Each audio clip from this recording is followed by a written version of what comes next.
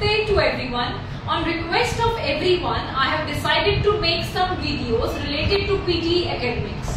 जैसे कि आप सब जानते हैं, अगर हमने अब्रॉड जाना है फॉर द हायर स्टडीज, हमारे लिए दो टेस्ट रहते हैं, आईएलटीएस और पीटी, जिन टेस्ट की हेल्प से ये इंग्लिश प्रोफिशिएंसी टेस्ट है जो आपके इंग्लिश के लेवल को चेक करते हैं और आपकी स्कोरिंग के हिसाब से आप कौन सी कंट्री में पढ़ने जा सकते हैं वो कंट्री डिसाइड होती है।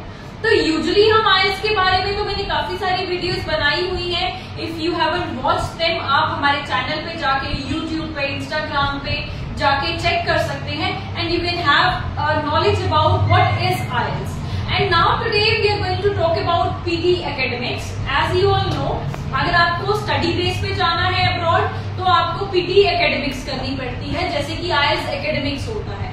If you are planning to go abroad for your work visa or you are planning to settle in abroad, तो स्पेशली कनाडा की बात करें, अगर आप कनाडा स्टडी के अलावा अगर आप सेटल होने के बारे में सोच रहे हैं, PR के लिए सोच रहे हैं और even you are planning to do work as well, तो आपको PTE कोर एग्जाम देना पड़ता है।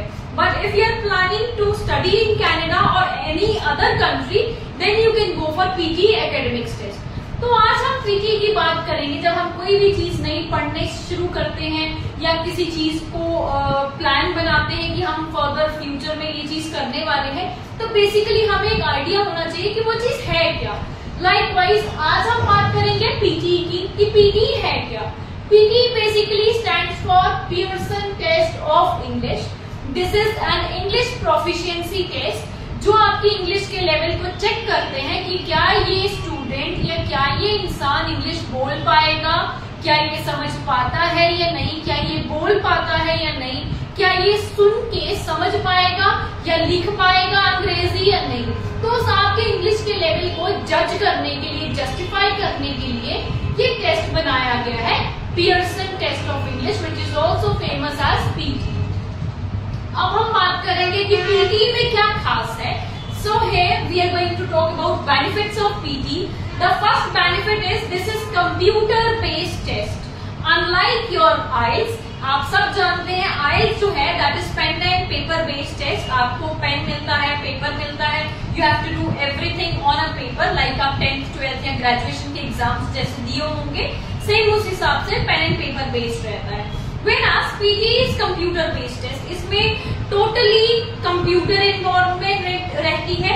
Like if you have to go for writing module तो आपको कीबोर्ड दिया जाएगा, आपको कीबोर्ड के ऊपर टाइपिंग करनी है। If you have to go for listening module, अगर सुनना है कुछ तो आप हेडफोन्स का यूज करोगे, अगर बोलना है तो आप माइक का यूज करोगे। तो इसमें ह्यूमन इन्वॉल्वमेंट बिल्कुल नहीं है। So this is computer based test. Secondly, we are going to talk about marking of PTE. PTE की जो ओवरऑल मार्किंग है that is out of 90 score, जैसे कि IELTS में मार्किंग होती है out of 9 बैंड्स, तो इसकी स्कोर की मार्किंग रहती है आउट ऑफ 90 स्कोर। एंड आप सबको पता है लास्ट टाइम मैंने बहुत अच्छी न्यूज, बहुत बड़ी खुशखबरी आप सबके साथ शेयर की थी, when I have scored 90 score in PTE academic test। 90 score achieve करने के बाद मुझे काफी सारे स्टूडेंट्स की, काफी सारे लोगों की रिक्वेस्ट आने लगी कि मैम आप कुछ टिप्स एंड ट्रिक्स हमारे साथ शेयर करें कि हम किस हिसाब से अपने पेपर में बेस्ट स्कोर अचीव कर सकते हैं या डिजायर्ड स्कोर अचीव कर सकते हैं। काफी सारे स्टूडेंट्स हैं जो कोचिंग अफोर्ड नहीं कर पाते, या काफी सारे स्टूडेंट्स ऐसे हैं जो कोचिंग ले तो रहे हैं but still they are feeling like कि हमारे अंदर कुछ इम्प्रूवमेंट नहीं आ रही।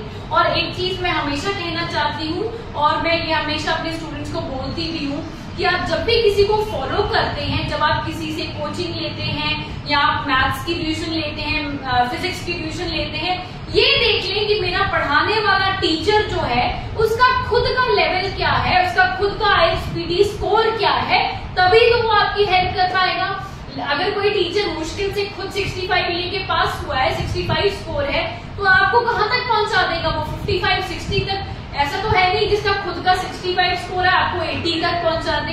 तो ultimately like I would very happily say कि I have scored 90 in PTE score, so I would really help out my students to achieve at least 80+। और मैंने लास्ट टाइम अपनी वीडियो में शेयर भी किया था लास्ट रिजल्ट, अभी 15 days पहले जो हमारा आया, Our one of the student Navneet Kaur has achieved 82 score in PTE as well. So second बात करेंगे स्कोर कार्ड की. जो PTE और IELTS का स्कोर है, both the scores are valid for 2 years. आप 2 साल के अंदर अंदर किसी भी कंट्री में अप्लाई कर सकते हैं for your study और work permit. Next we are going to talk about negative marking. IELTS में किसी भी क्वेश्चन में नेगेटिव मार्किंग नहीं होती है, बट PTE में 3 क्वेश्चंस ऐसे हैं जिसमें नेगेटिव मार्किंग होती है. एक क्वेश्चन है रीडिंग मॉड्यूल का और 2 क्वेश्चन है आपके लिसनिंग मॉड्यूल के. Next and last point which we are going to discuss about PTE is benefits of PTE is PTE score is accepted in all countries and in all universities. पहले ऐसा होता था कि PTE most preferably accept की जाती थी Australia में, UK में, न्यूजीलैंड में, बट मैक्सिमम यूनिवर्सिटीज जो कैनेडियन यूनिवर्सिटीज हैं वो प्रेफर नहीं करती थी PTE टेस्ट स्कोर को. But 10th to approximately 10th August 2023 के बाद में all Canadian universities, UK, Canada, Australia, New Zealand, all the countries and universities are accepting PTE. So I would like to say PTE का बेफिक्र. अब इसके बाद हम डिटेल में देखेंगे PTE है क्या, कितने मॉड्यूल्स हैं. So come here. There are 4 modules in PTE. First one is speaking, then it is writing, then is third is reading, and the fourth one is listening. Now in speaking module check किया जाता है कि सामने वाले student क्या English बोल पाएगा या नहीं, या इसके इंग्लिश बोलने का लेवल क्या है. Then is writing module, इसमें चेक किया जाता है is the student smart enough, या उसको ग्रामेटिकल सेंस है कि इंग्लिश लिखी कैसे जाती है. रीडिंग, क्या वो इंग्लिश समझ पाता है. Listening, last one is listening. Listening module में ये चेक किया जाता है कि सामने वाला अंग्रेजी समझ पाएगा या नहीं. व्हाट इफ आपका जो प्रोफेसर है वो आपको क्लास में पढ़ा रहा है and you are not able to understand him और हर, तो उस केस में कोई कम्युनिकेशन प्रॉब्लम ना हो या कम्युनिकेशन बैरियर ना हो, क्योंकि अगर आप इंग्लिश बोल नहीं पाएंगे, लिख नहीं पाएंगे या समझ नहीं पाएंगे तो ultimately it is going to be a big problem for you as well as for the faculty और प्रोफेसर्स एज वेल. तो आपके इंग्लिश के लेवल को, लैंग्वेज लेवल को चेक करने के लिए ये मॉड्यूल्स बनाए गए हैं. आज we are going to talk specifically about speaking module.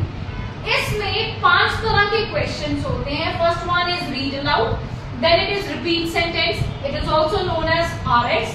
Third question is describe image, that is DI. Fourth question is written lecture, RL. और the last question, fifth question is answer short question, और we also call it as ASQ. हर question को speaking module में करने का अलग अलग तरीका रहता है.